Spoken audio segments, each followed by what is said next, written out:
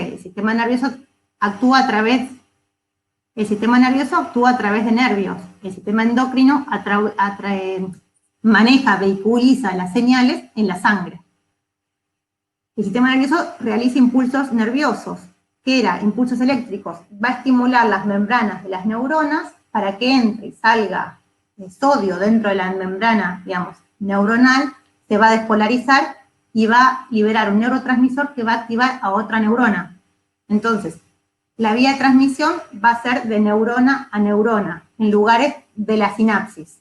En cambio, el sistema endocrino va a ser a través, su sistema de, digamos, transmisión va a ser a través de hormonas, que son muchas veces los mismos neurotransmisores, o son proteínas, sino polipéptidos que se llaman, o sustancias lipídicas, que van a ser volcadas hacia la sangre. ¿Y a dónde van a actuar? En aquellas células que tengan receptores específicos para esa hormona. Imagínense que uno, por ejemplo, cuando toma un anticonceptivo, que va a hacer que uno no ovule, esa hormona que uno está tomando va a actuar directamente en el ovario, que es el único lugar donde se produce estrógeno. O puede, bueno, no quiero complicarlo más. Piensen que la hormona va a ser efecto o resultado en la célula que tenga un receptor específico para esa hormona.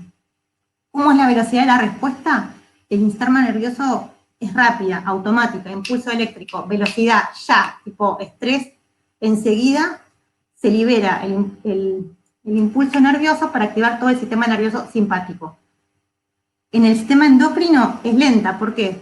Estimulo la célula va a liberar una hormona a la sangre va a entrar a la circulación y no va a actuar directamente en el órgano pegado. Va a tener que hacer todo el circuito que va a llegar vena cava, aurícula derecha, ventrículo derecho, arteria pulmonar, pulmones, aurícula izquierda, ventrículo izquierda, aorta, y ahí empieza de vuelta a distribuirse por todo el cuerpo. Imagínense los vasos sanguíneos como un gran sistema de distribución. Por eso es importante entender que todo está relacionado con todo, que no está colgado el endocrino, el vascular, el cardíaco, es todo en simultáneo. La duración del sistema endocrino es más duradera y las funciones que regulan, por ejemplo, es la que existe. Una es las que exigen respuestas mantenidas cuando hablábamos del mantenimiento del estrés, o aquellas, por ejemplo, que tengo que regular el crecimiento, el desarrollo, el metabolismo. Ambos sistemas regulan y dirigen todas las actividades corporales y actúan de forma integrada. El sistema endocrino está formado, ¿están bien por ahí o es más o menos lo que venía diciendo antes? Sí. Ahora dejé de compartir, fantástico, no sé qué. Esperen. Bueno, compartir de vuelta. El sistema endocrino está formado específicamente, bueno,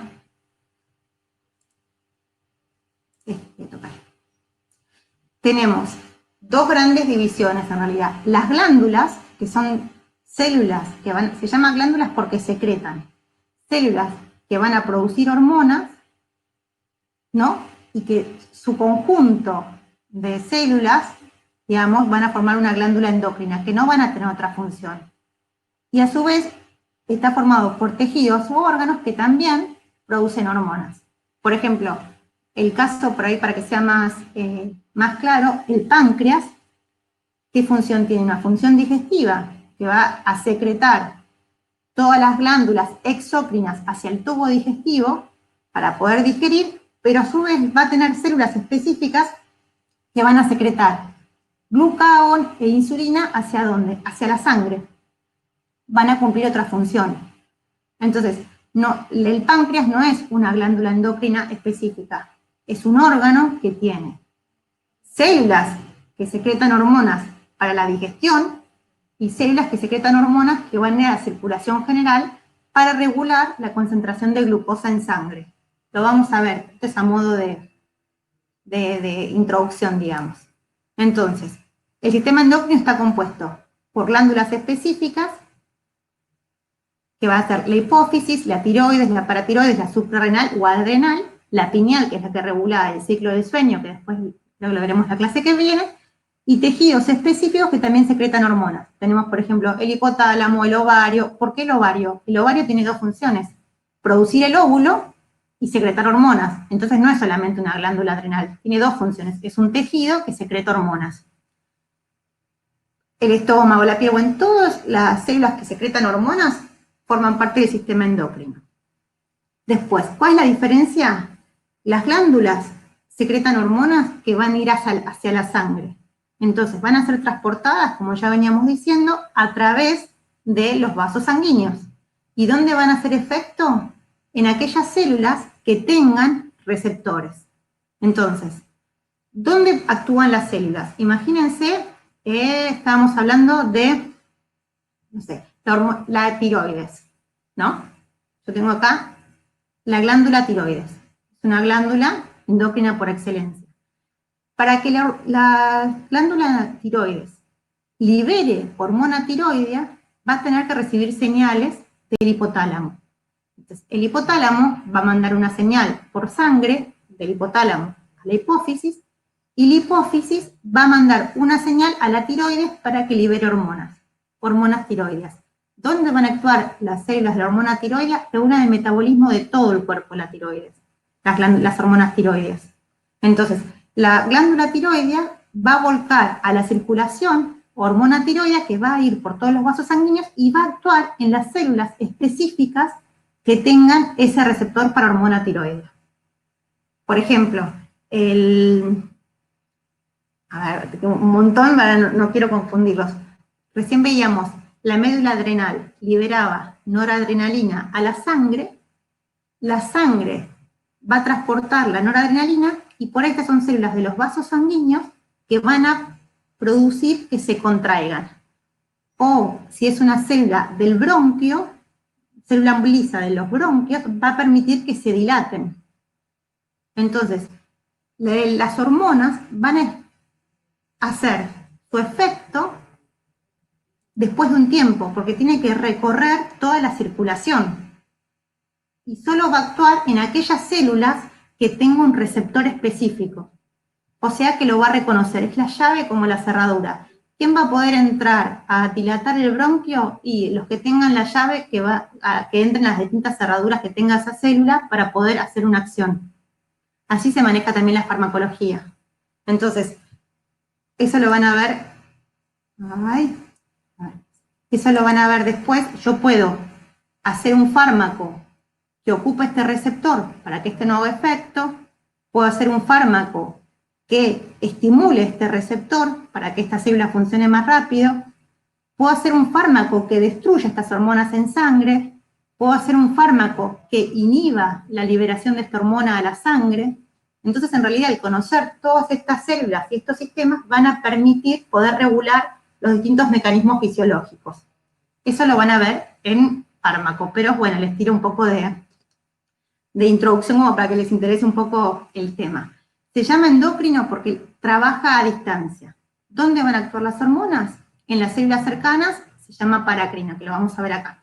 Fíjense, a su vez, el cuerpo es tan perfecto que hay muchas células que producen hormonas que van a actuar en la misma célula.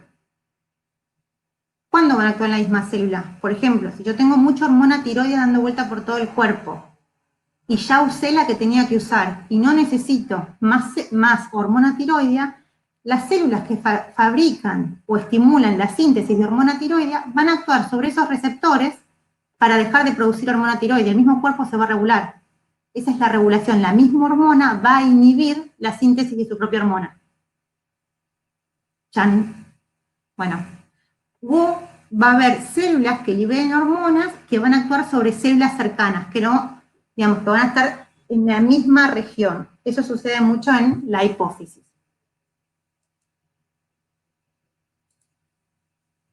Entonces, ¿qué inicia la secreción de una hormona? Pueden ser los impulsos nerviosos que vimos del sistema nervioso simpático, cambios en la composición química de la sangre. Recuerden que tenemos quimioreceptores por todo el cuerpo, entonces, si uno sensa la baja concentración de oxígeno en el cuerpo carotídeo o en el seno carotídeo, que se encuentra también, digamos, ya sea en la bifurcación de la aorta o en el callado de la aorta, mandan señales, mediadores químicos a través de impulsos nerviosos que van a estimular la liberación de determinadas hormonas. Estas hormonas van a trabajar sobre receptores específicos de membrana. ¿Cómo se controla la liberación de esas hormonas? Eso lo vamos a ver en cada sistema, pero es más o menos lo mismo. Se llama regulación negativa. Si yo tengo mucha cantidad de hormona circulante, me van a disminuir la cantidad de receptores de la misma hormona. La misma célula empieza a dejar de producir receptores. Los receptores es algo que va fluctuando, digamos, no es continuo. Si yo necesito más, van a aparecer más. Si necesito menos, degrado y descompongo y no pongo más cerraduras para que entre la sustancia. Entonces, hay una forma de control que se llama regulación negativa o down regulation, como es conocido a veces en inglés. Si yo tengo mucha hormona circulante, dentro de las células va a disminuir la cantidad de receptores para la misma hormona. Y si hay poca hormona circulante, van a aumentar la cantidad de receptores. ¿Para qué? Para que sea más eficiente. Eso se llama upregulation o retroalimentación positiva. ¿Qué quiere decir? Voy a poner más cerraduras para que las pocas hormonas que estén dando vuelta, yo las pueda ir a, digamos, que cumplan su función y estimule el sistema. Ahora parece complejo, pero es súper interesante. Entonces, la misma célula, el mismo sistema endocrino, en sus distintos niveles, se empiezan a autorregular. Bueno, ¿están bien ahí hasta ahora? ¿Algún comentario que me quieran hacer? ¿Alguna...? No, sí, se entendió. Por eso a veces los médicos no prescriben en casos de tiroides, ponele que uno tome de más hormonas. Por ahí a veces uno toma ponele, para adelgazar o una hormona y en algún momento la daban para la tiroides. Que Las era, anfetaminas que estimulan todo el claro, que metabolismo. estimulaban y después de él, yo le pregunté por qué y me dice no, porque el sistema es como que piensa que son hormonas del mismo cuerpo y deja de producir la hormona. Mira, Una es cosa así. genial. El ejemplo que acabas de dar es así. Bueno, una Uno cosa cuando así me lo toma, explicó a mí para que la uno cuando entendiera. toma, uno cuando toma por ejemplo, corticoides por mucho tiempo, corticoides, vieron que recién les nombraba los glucocorticoides hace un ratito en sistema nervioso. ¿Qué pasa? El cuerpo empieza a percibir que vos tenés muchos corticoides. Claro. Entonces deja de producir y de estimular la propia glándula adrenal para producir corticoides. Entonces, no se puede dejar o suspender rápidamente porque el cuerpo tiene que de a poquito empezar a sensar qué te falta para producir. Porque si vos estás dando exógeno, el corticoides, después de 10 días dice que se produce, digamos, la cantidad de secreción de corticoides endógeno, ¿qué pasa si vos cortas abruptamente? Tu cuerpo no tiene un depósito de corticoides.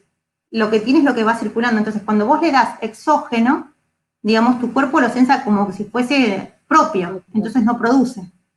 Entonces, bajo la síntesis y bajo los receptores para que actúen, y después si yo corto el tratamiento, chao, tenemos un tema. ¿Qué pasa con las anfetaminas? Lo mismo, actúan a nivel de las hormonas tiroides que van a estimular el metabolismo. Voy a adelgazar, voy a temblar, voy a estar más activo. Si ustedes conocen a una persona hipertiroidea, se van a dar cuenta que es mucho más activa, más nerviosa, transpira mucho, es muy flaquita. Una persona hipotiroidea tiene el metabolismo retrasado, reacción más lenta, piel más seca, no transpira. Entonces, ¿qué quiere decir? Uno, tengo mucha hormona dando vueltas y otra, bajo hormona. Cuando vos dejaste de consumir anfetaminas, tu cuerpo se encuentra en que no tiene. Entonces hay que empezar a agilizar todo ese sistema. Yo se los doy así endocrino porque me parece que es un poco más didáctico, digamos, y más fácil de entender que empezar a nombrar todos los distintos. Bueno, fíjense, estamos de vuelta. Todo tiene que ver con todo, lamentablemente. Es un corte sagital. Aquí encontramos hemisferios cerebrales, el cuerpo calloso, que son conexiones de axones que van a comunicar los dos hemisferios, el cerebelo, que es parte del encéfalo, la protuberancia, el bulbo raquídeo, el mesencéfalo, el hipotálamo, que decíamos que era propio del diencéfalo. Ese hipotálamo va a ser el centro coordinador de excelencia del sistema nervioso endocrino, donde se va a coordinar lo nervioso con lo endocrino. Acá se encuentran las neuronas, los cuerpos neuronales que van a recibir y mandar estímulo hacia la hipófisis. La hipófisis está acá, en la famosa silla turca del efenoides que tiene que es muy interesante porque es muy chiquita, pero es la reina madre de todas las glándulas endocrinas. Esta es como la glándula por excelencia. Arriba de la hipófisis pasa el quiasma óptico, que es lo que yo les comentaba. Cuando tengo un tumor de hipófisis, a veces el primer signo es la falta de visión. Entonces, no es tanto de la vista, sino es un problema neurológico, porque está alterando un nervio, digamos, el tumor de la hipófisis. Otra cosa tan importante, esta glándula tan chiquita, pero tan importante, es súper importante, uno puede acceder, si tiene que operarla, a través de la nariz. Esta es la nariz, acá están los senos esfenoidales, y puede acceder desde la nariz para operar, un tumor de hipófisis, en vez de tener que abrir toda la cabeza, mover las meninges, mover todo, bueno, nada, dato de color, interesante. Médula espinal, vamos reconociendo las distintas estructuras ya más o menos, ¿no? Sí. Sí, Bueno, profesora. las meninges, el cráneo, dura madre, aracnoide, espía madre, acuérdense, líquido cefalorraquídeo, líquido cefalorraquídeo por el sistema ventricular. Pasamos. El hipotálamo es sistema nervioso central. Estamos hablando de cuerpos neuronales. Va a cumplir una función de integrar todo lo autonómico y a su vez va a liberar hormonas que van a estimular o inhibir a la hipófisis. La hipófisis es esta glandulita que está acá, es mínima.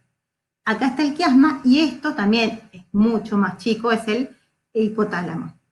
Fíjense, estos son los ganglios, los núcleos, que no le decía que son los cuerpos neuronales. Cada color va a ser una hormona diferente. Esa hormona va a actuar a nivel de la hipófisis para que la hipófisis libere otra hormona que actúe, por ejemplo, a nivel de la tiroides, del adrenal, del ovario, del testículo. Estos son como los dos centros de control del sistema nervioso endocrino, digamos, más complejo. Entonces, pertenece al sistema nervioso central, el hipotálamo. Va a estar, digamos, conectada con la glándula hipófisis a través de un infundíbulo, no importa. Fíjense, la hipófisis tiene dos glándulas, dos lóbulos. Uno se llama neurohipófisis y otro se llama adenohipófisis. Se los nombro ¿por qué? Porque la neurohipófisis va a tener prolongaciones de cuerpos neuronales que se encuentran en el hipotálamo.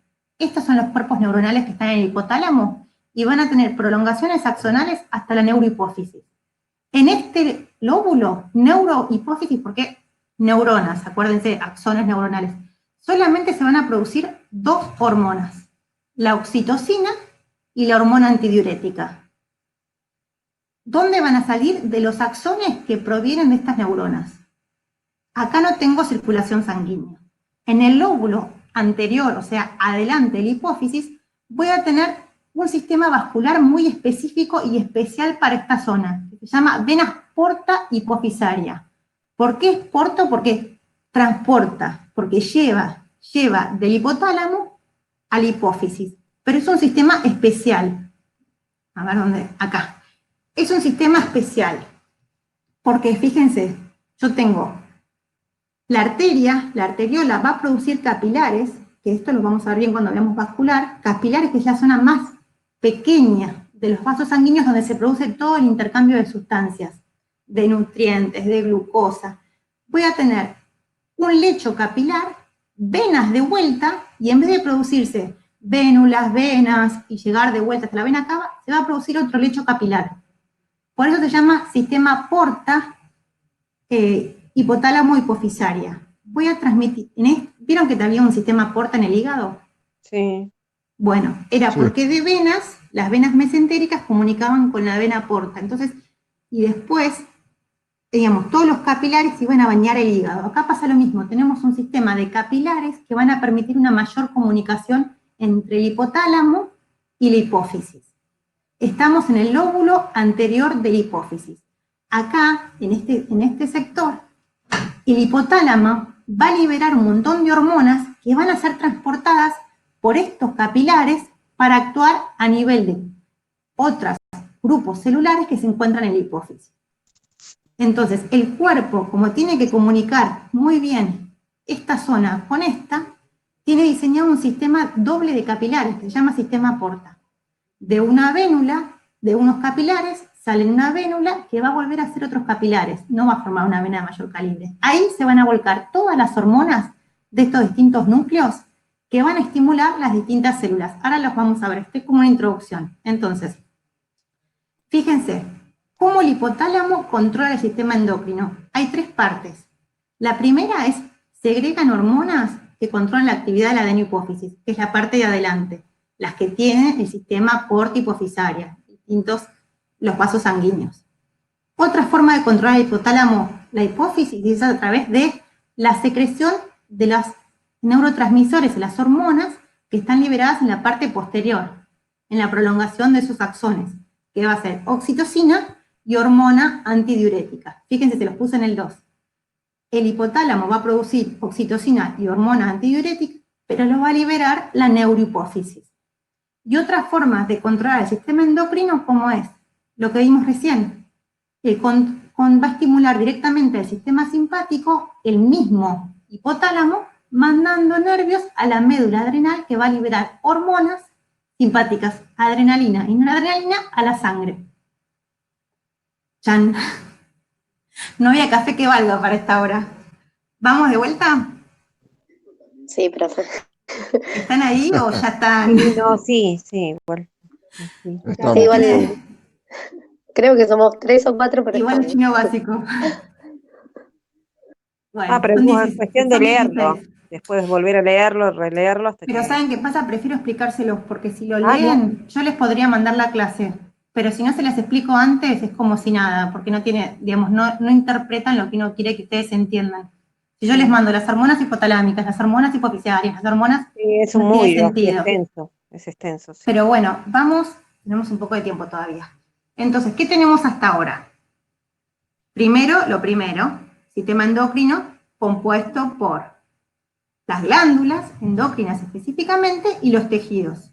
Tenemos la tiroides, bueno, el páncreas, que es un órgano, que no es una glándula específicamente tiroidea, la médula adrenal, no la veo, acá atrás, las glándulas suprarrenales, que están acá atrás, los distintos ovarios, testículos, ¿no? ¿Cómo se transmite la información? A través del estímulo de hormonas que son volcadas a la sangre. ¿Dónde van a hacer efecto? En todos los lugares donde existe un receptor específico para esa hormona. ¿Cuáles son los primeros centros de control? Hipotálamo va a estimular a la hipófisis. El hipotálamo forma parte del sistema nervioso central. Va a tener cuerpos neuronales.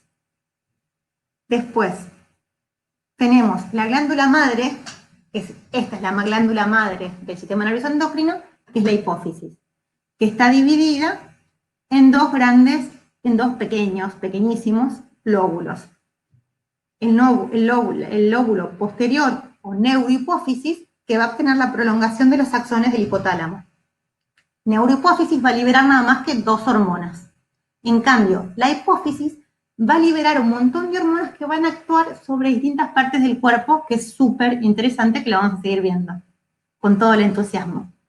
Acá hay un cuadro. Entonces tengo impulsos nerviosos, distintas hormonas o cambios químicos van a estimular el hipotálamo, que son esos núcleos que les acabo de mostrar. El hipotálamo va a secretar hormonas que estimulen o que inhiban distintas células que están en la adenohipófisis. En la adenohipófisis voy a tener un montón de grupos celulares que van a producir distintas hormonas, que van a estimular distintas glándulas que están en el cuerpo. Entonces, el hipotálamo, a su vez, va a estimular la hipófisis para producir distintas hormonas. La neurohipófisis, acuérdense que va a producir nada más que 2 hormonas, que va a ser la liberación de los neurotransmisores que fueron producidos en el hipotálamo. Acá no hay circulación sanguínea, ni venas portohipofisarias, nada. Liberan los axones, la hormona antidiurética y la hormona oxitocina. La oxitocina les debe sonar, las que fueron mamás o si tienen algún...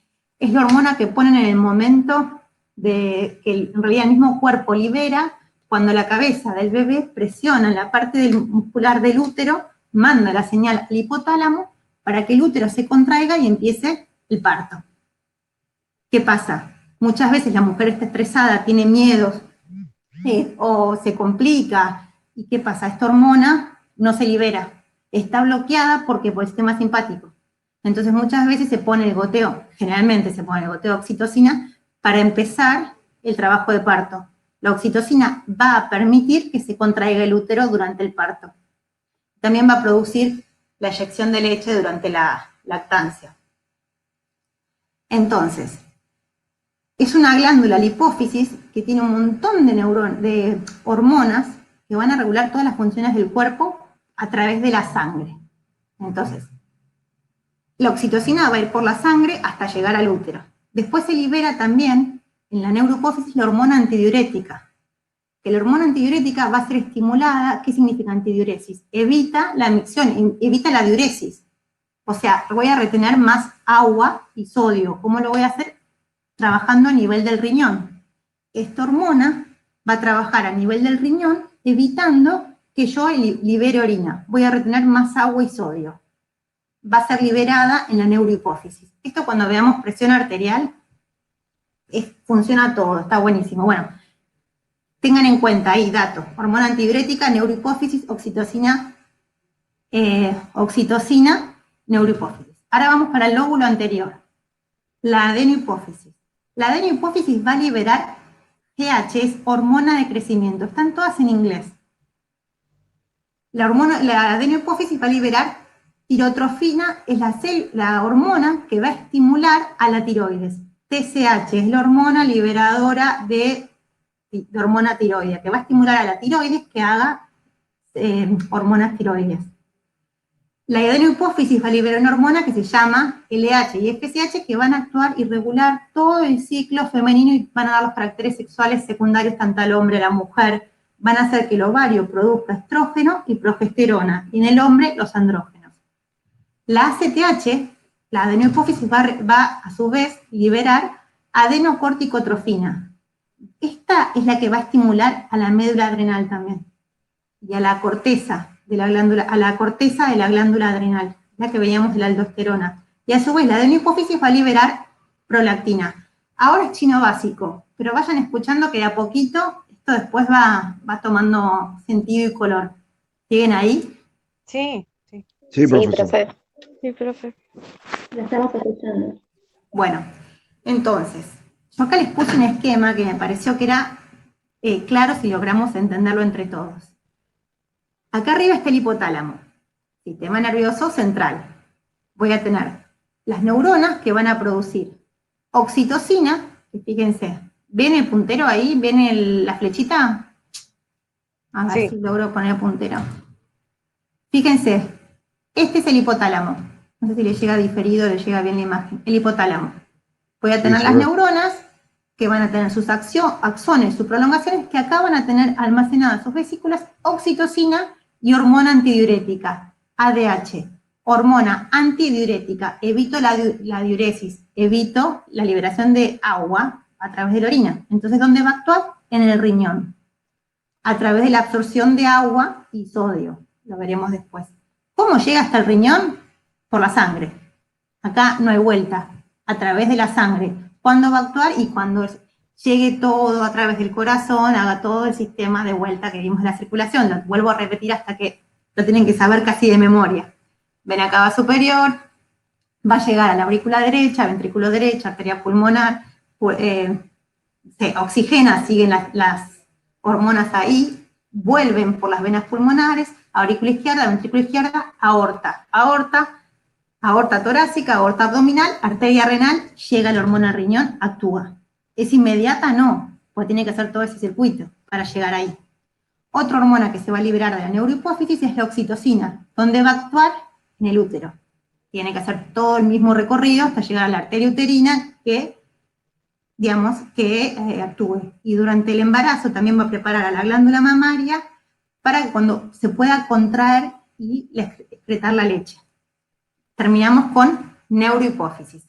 Ahora vamos al tema más diverso, que a su vez es interesantísimo, la adenohipófisis. Es otro tipo de tejido, es un tejido epitelial que va a tener muchas células que van a producir distintas hormonas. Entonces, una hormona que va a producir la hipófisis es la TSH, que es hormona liberadora de hormona tiroidea. ¿Dónde va a actuar esta hormona? en la tiroides. ¿Cómo va a llegar esta hormona? A través de la sangre. ¿Qué va a pasar en la tiroides? Se va a producir hormona tiroides, se llama tirotrofina, triyodo, bueno. Va a producir T3 y T4, que va a estimular el metabolismo del cuerpo. ¿Se entiende hasta ahí cómo va a llegar? La hipófisis va a estimular la tiroides. ¿Qué va a hacer? La tiroides va a producir esta hormona. ¿Cómo van a actuar? Cada una con un receptor. La hipófisis también va a liberar, esta hormona se llama ACTH, adrenocorticotrofina. Va a actuar sobre la glándula adrenal. ¿Y qué va a producir la glándula adrenal? Corticoides, aldosterona y andrógenos débiles. Mira, la corticoides es aldosterona. Otra hormona que va a producir la hipófisis va a ser la FSH y la LH. Cada una va a actuar en los testículos y en el ovario. En el testículo va a permitir la generación de espermatozoides y la secreción de andrógenos, testosterona. Y en el ovario va a producir la secreción de estrógenos y va a permitir la ovulación. El pico de LH es lo que produce que el ovocito salga del ovario. La hipófisis va a producir otra hormona que se llama prolactina, que es la que va a generar la leche durante la madre cuando está embarazada. Y que va a ser estimulada también a través de la sección del bebé. Otra hormona que es muy importante, que secreta la hipófisis, es la famosa hormona de crecimiento. ¿Qué va a hacer? ¿Dónde va a actuar la hormona de crecimiento? Va a tener receptores en hueso, en músculo esquelético y en tejido adiposo. ¿Y qué va a permitir? El crecimiento. ¿Ustedes se acuerdan de Messi, que acá en River no lo quisieron, que hubo un problema? Bueno, él tenía déficit de esta hormona de crecimiento, por eso no crecía. El Barcelona le pagó, digamos, la síntesis de hormona, el tratamiento hormonal es carísimo. Le pagó todo el tratamiento con hormona de crecimiento y, bueno, creció lo que tenía que crecer y le permitió crecer. ¿Qué pasa? Acá tenemos los receptores específicos para estas hormonas. Entonces, los chicos, hasta determinada edad, tienen los cartílagos de crecimiento que reciben estímulos a través de directamente la hipófisis, la hormona de crecimiento. Ahora bien, ¿qué pasa cuando el estímulo es continuo y falla? Podemos llegar a tener personas gigantes, que se llama el gigantismo. Por otro lado, si tenés un tumor en esta zona de la hipófisis y libero mucha hormona de crecimiento y es una persona adulta que ya están cerrados los cartílagos de crecimiento, la persona va a tener acromegalia. Manos grandes, cara grande, los cartílagos de la nariz se van a empezar a extender. Se llama otra enfermedad. Entonces, cuando uno ve un problema de crecimiento, generalmente no hay otra que sea la hipófisis, porque la hormona de crecimiento se genera en la hipófisis. Si yo no tengo hormona de crecimiento, el niño no va a crecer lo suficiente. Entonces puede ser que tenga enanismo hipofisario. ¿Se entiende más o menos a lo que quiero llegarles a ver, pantallazo general del sistema endocrino? Después vamos a ver eje cada uno, cómo está regulado. Bueno, acá hay un cuadro, después lo leen cada uno, la clase que viene vamos a seguir, no se preocupen, pero a ver si puedo seguir con... Bueno, esto es lo mismo que les explicaba la neurohipófisis. Hipotálamo, los axones, hormona antidiurética, donde si yo tengo el centro de la sed, voy a estimular el centro de la sed también en el hipotálamo. ¿Para qué? Para aumentar mi consumo de agua. Yo tengo baja presión arterial, ¿qué voy a pasar? Este no es el principal, pero también funciona y es importante. Voy a estimular la hormona antidiurética. ¿Para qué? Para no eliminar líquido. Voy a inhibir la sudoración y voy a contraer los vasos sanguíneos para retener más sodio en la circulación, porque yo tengo que llevar sangre con oxígeno y glucosa a determinada parte del cuerpo. Al cerebro no le puede faltar. Entonces libero las glándulas sudoríparas, libero la piel. Bueno, esta es la hormona de crecimiento. De vuelta, hay una hormona en el hipotálamo que se llama, están todas en inglés, pero es así, hormona liberadora de hormona de crecimiento. Hay una hormona que va a estimular a la hipófisis para que la hipófisis libere hormona de crecimiento, que es la GH, es la que le dieron a Messi, hormona de crecimiento. Esa hormona en el hígado, bueno, es procesada y se va a llamar somatomedina, acá no aparece. Esa somatomedina va a hacer que los músculos aumenten de tamaño, que el hueso crezca de tamaño, digamos, en longitud, en el crecimiento de los niños, y a su vez hay otra hormona que produce el hipotálamo que va a inhibir la liberación de la hormona de crecimiento. El mismo hipotálamo produce una que estimula y otra que inhibe, que se llama somatostatina. Fíjense, acá hay una imagen de un niño y esta es la imagen de un adulto. La GH estimula el crecimiento óseo. Se los puse acá también, en este gráfico, que, bueno, tiene la acción, digamos, a grandes rasgos de cada hormona. ¿Dónde va a actuar la hormona de crecimiento? En las células que tengan receptores, músculo, músculo, hígado. Entonces, cada hormona va a tener un receptor específico. La hormona de crecimiento no va a actuar en la tiroides. La hormona de crecimiento no va a actuar en la adrenal. ¿Se entiende? Sí, se entiende. Bueno, ahora sí, Profe, vamos yo a me la estrella quedé, de... Sí, perdón, yo me quedé en el dibujo anterior, el que acaba de pasar, que está en siglas GHRH. Sí, no. no, GH, el S. Sí, me GHRH, quedé, miren, esta es la hormona del hipotálamo. ¿Se acuerdan que yo les decía? El hipotálamo es el que va a mandar señales para estimular a la hipófisis. Yo acá les hice un cuadro, después lo leen detenidamente. Este PowerPoint yo se los puse por Edmodo, después se los mando por mail. Fíjense, hormonas producidas por el hipotálamo en rojo. sí, Yo tengo la GHRH, es estimula. ¿Qué va a estimular? En la adenopófisis, las células que producen hormona de crecimiento. La hormona de crecimiento, ¿dónde va a actuar? Vengo al otro cuadro. Actúa en el hígado, el músculo, el cartílago, el hueso. La GH estimula el crecimiento de las células, la reparación de los tejidos. En los adultos es muy importante para reparar los tejidos porque ayuda a la síntesis de fibroblastos, la regeneración de heridas y la síntesis de proteínas. Es hiperglucemiante. Esta hormona es hormona inhibitoria de la liberación de GH, son siglas en inglés, en el laboratorio se piden así, GH, GRH, digamos, no se las puedo dar de otra forma. Inhibe la síntesis de otra hormona. El hipotálamo, respecto a la hormona de crecimiento, va a producir dos hormonas, una que estimula la hipófisis para que secrete hormona de crecimiento y otra para que inhibe. Como hicimos, como recién, cuando hay mucha hormona dando vuelta, dejo de producir o dejo de tener receptores. Es la propia regulación del cuerpo. listo. Entonces, el número positivo que estaría entre paréntesis es lo que estimula y el Estimula, es negativo hormona inhibe. liberadora, es releasing hormone, bueno, todo en inglés. Es la hormona Todo en liberadora de hormona de crecimiento.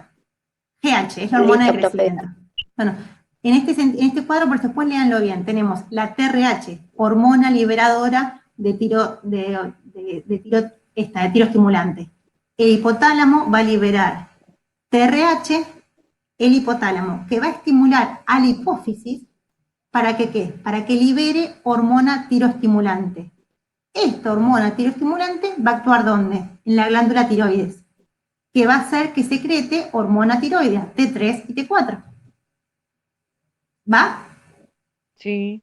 Después Sí, tengo profe, ahora otra sí. hormona del hipotálamo, que es la GNRH. Son las hormonas gonadales que van a estimular a la hipófisis para que produzca FSH, LH. Van a actuar en el testículo y en el ovario. Después tengo la CRH, que estimula el hipotálamo, que va a actuar en las células que producen ACTH y melanocitoestimulante, que bueno, esa no la vamos a ver. La ACTH es la que va a estimular a la glándula adrenal para producir corticoides.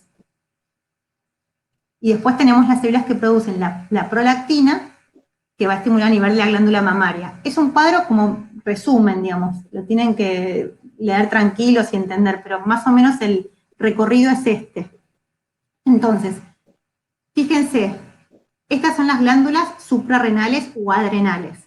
No pertenecen al aparato urinario. No tienen nada, si bien actúan a través de las hormonas, no están, si yo les pregunto cuáles son los órganos que pertenecen al aparato urinario, las glándulas suprarrenales no, pertenecen al endocrino.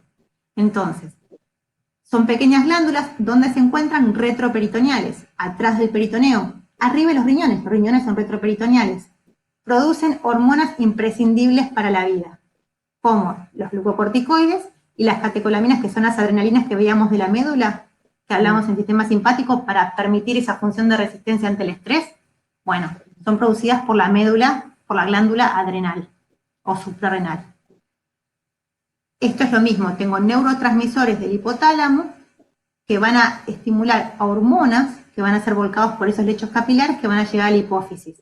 La CRH producida por el hipotálamo va a estimular la hipófisis para que produzca adenocorticotrofina, adreno, que va a actuar sobre la adrenal. Entonces, la glándula adrenal va a producir cortisol. Si yo tengo mucho cortisol dando vuelta, que es lo que les contaba, se va a inhibir la hipófisis.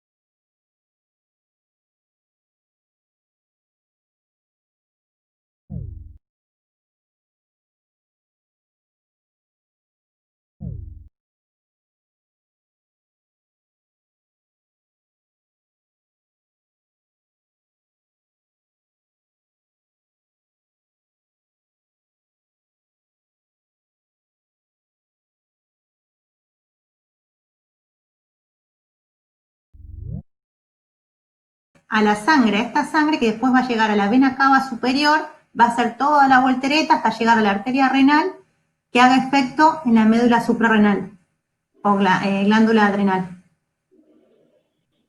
Rápido, bueno, les cuento. La médula tiene dos partes, eso según la embriología. La médula, que está formada por las hormonas, por células especiales que fabrican adrenalina y noradrenalina, la van a volcar a la sangre. Van a actuar sobre los receptores que ya vimos, en corazón aumentando la frecuencia cardíaca, haciendo la vasoconstricción. Va a producir todas hormonas del sistema simpático. Acá no hay acetilcolina, es adrenalina, noradrenalina. La corteza, o sea, la parte de afuera, como si fuese una cebolla, tiene 3 capas. La que en este momento me interesa más a mí es la que produce el corticoides, el cortisol o el glicocorticoides. Hay otra capa, que se llama la glomerulosa, que produce aldosterona. Cuando ustedes vean en fármaco, igual la clase que viene lo vamos a ver, sistema renina, angiotensina, aldosterona, acá actúan todos los fármacos para regular la presión arterial, en este sistema. Yo después les puse imágenes. Pero bueno, ahora vamos a ver la zona donde se produce el cortisol. Entonces, otra vez, esta glandulita súper chiquita arriba de los riñones tiene una función mortal, súper importante. ¿Qué pasa? Hipotálamo libera ACTH, que va a actuar a nivel de la glándula suprarrenal, y en la zona que libera cortisol va a liberar cortisol a la sangre. ¿Qué hace el cortisol? Participa, bueno, regula el metabolismo, participa el estrés, también a nivel del simpático, manteniendo las funciones del estrés activas, como si fuese todo lo que permite hiperglucemiante, va a llevar la glucosa del hígado hacia la sangre, va a tener un efecto antiinflamatorio, va a destruir todas las células del sistema inmune. Por eso las enfermedades que son autoinmunes, el reuma, artritis reumatoidea, trabajan con, muchas veces, ahora hay inmunomoduladores, pero antes trabajaban con corticoides, porque si yo le doy corticoides a una persona, voy a voy a suprimir todo su sistema inmune. No voy a producir ni anticuerpos y toda la inmunidad mediada por células específicas, que lo vamos a ver en sangre, va a estar inhibida. Entonces no voy a tener células de defensa. Por eso también van a estar más susceptibles a infecciones. Bueno, voy a poder combatirlas. Entonces el corticoide tiene un efecto antiinflamatorio. También participa en la regulación del metabolismo. ¿Qué quiere decir? Vieron que muchas veces la persona que toma corticoides por mucho tiempo tiene aumento de peso. Ah, sí. Entonces va a tener el metabolismo más retrasado, más lento. Bueno, la aldosterona es una función también de la glándula suprarrenal de otra capa, pero yo creo que lo vamos a hacer la clase que viene. Este es el sistema renina, angiotensina, aldosterona que yo les decía. Renina. Hay una capa de la corteza suprarrenal, la zona glomerulosa, que produce aldosterona. Pero la aldosterona recién va a actuar acá, el número 10, es para regular la presión arterial. Entonces, la clase que viene retomamos por acá y seguimos. Vamos a ver tiroides. Después les voy a dejar, si quieren, una guía de preguntas. Bueno, el páncreas, después léanlo porque está, por ejemplo, ¿cuál es la diferencia entre diabetes tipo 1 y tipo 2? El páncreas, acuérdense que por un lado libera todo el jugo pancreático, el tubo digestivo, y por otro lado tiene estos violetitas, son los islotes de Langerhans, que van a liberar la insulina y el glucagón a la sangre, no al tubo digestivo, a la sangre. ¿Y cómo van a hacer todo el recorrido de la sangre? Van a llegar, van a pasar por el hígado, van a ir bien a cava inferior, de vuelta corazón, todo el circuito, hasta actuar durante todas las células. Fíjense la diferencia. La insulina que se libera a la sangre va a actuar en un receptor. La insulina es como la llave y la cerradura que abre la puerta para que entre la glucosa. Ese receptor que estimula la insulina va a producir una señal que va a hacer que las proteínas que permitan que entre la glucosa se presenten y se expresen en la membrana. Entonces, ahí yo voy a poder permitir la entrada de glucosa a las células. ¿Qué pasa? ¿Se entiende eso, la función de la insulina? Sí. Sí, profesora. Es Sí, un papá. receptor que está en la membrana de las células, va a ser estimulado por la insulina, por la hormona liberada por el páncreas. Esa insulina va a permitir que se expresen más receptores para la glucosa, y ahí la glucosa va a poder usar el transportador para que ingrese a la célula. Ahora bien, la diabetes tipo 1 no tiene insulina. Bueno, quedó en inglés. La diabetes tipo 1 tiene el receptor, tiene el transportador, pero al no poder tener insulina que llegue al receptor, no se va a poder expresar y no va a poder entrar la glucosa a la célula. Eso es diabetes tipo 1. No tengo insulina, no se va a usar el receptor, la glucosa está, pero no puede entrar. Entonces el chico, bueno, generalmente se manifiesta en chicos, tiene que inyectarse insulina para que el receptor estimule el transportador que permita que ingrese la glucosa a la célula. Ese es el receptor el diabetes tipo 1. La diabetes tipo 2 pasa al revés. Tengo insulina, tengo glucosa, está dañado el receptor. Por eso se llama resistencia a la insulina, porque esta insulina no interpreta el receptor. Entonces, no es que no tengo insulina y tengo un montón de insulina, pero está dañado el receptor. Entonces la glucosa no puede entrar. ¿Y qué necesitan las células para vivir? Glucosa y oxígeno. Sí. Entonces, Sí. ahí están digamos, la importancia de la insulina. Bueno, nada, miren el PowerPoint, a mí es un tema que me gusta, evidentemente no sé si a Sí, ustedes es les gusta o no, interesante. pero es interesante. Sí, sí, entender. Porque Bueno, la yo mayoría ahora, tienen problemas de diabetes y cómo entender por qué pasan. Sí, está bueno. ¿qué es diabetes tipo 2? Tiene un problema, generalmente, mira, Y la hay mayoría tiene que esa triada, que es presión, diabetes, poliuria, polidipsia, polifagia, Sí, también. sí. En la diabetes tipo 2 es la expresión de un síndrome metabólico. Vas a tener, bueno, nada, eso en patología lo van a ver, pero es muy interesante. Si no, digamos, piensen que la farmacología actúa sobre todo esto, sobre lo que existe y lo que conoce el cuerpo humano. No está inventando cosas nuevas. Describe lo que hay y ve cómo actuar en ese nivel, ya sea a nivel hormonal, a nivel neurológico. Bueno, chicos, tienen otra clase, espero no haberlos aburrido, No, al contrario. Sí. Para ni nada. haberlos. Les dejo una guía de preguntas.